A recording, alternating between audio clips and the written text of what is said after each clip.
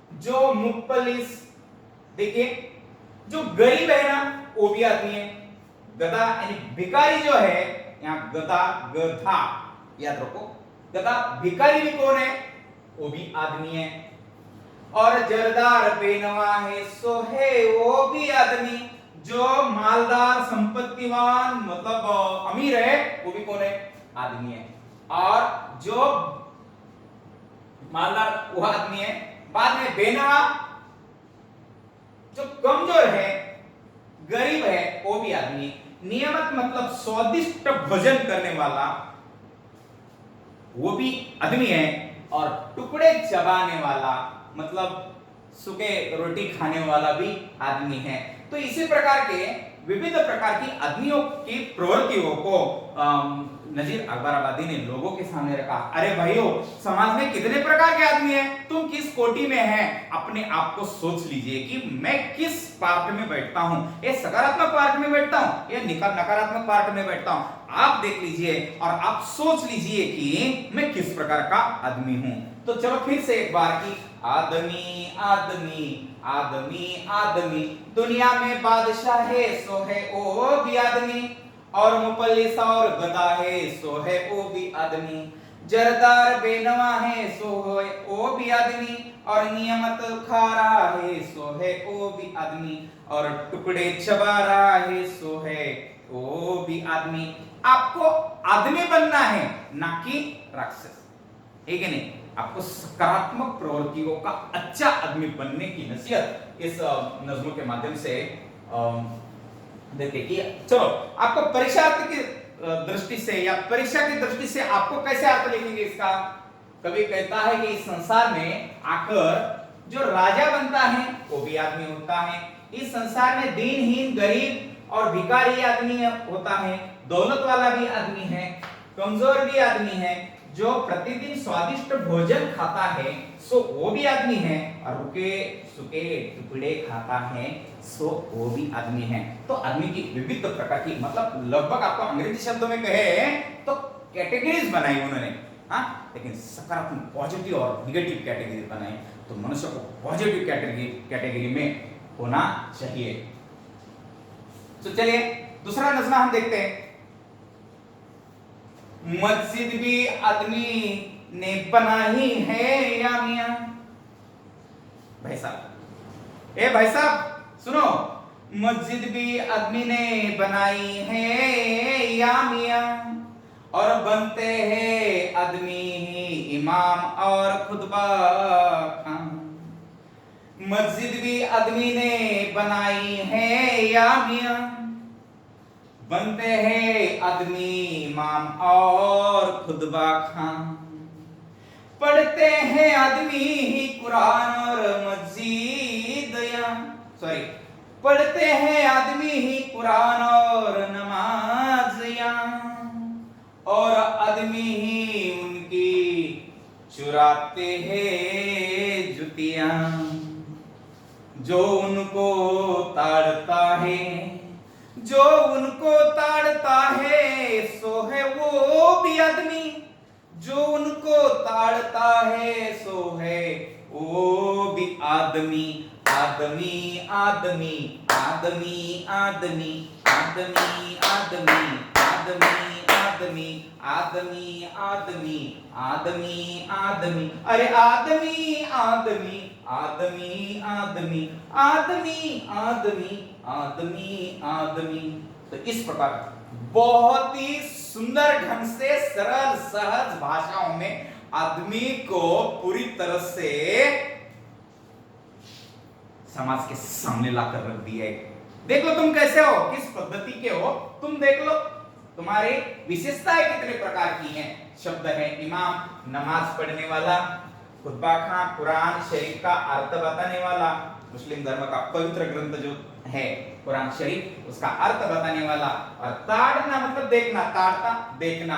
तो इस प्रकार के आदमी होते हैं। इसका अर्थ आप देखिए, कभी कहता है कि इस संसार में मस्जिद भी आदमी ने बनाई है ना, मस्जिद आदमी ने बनाई।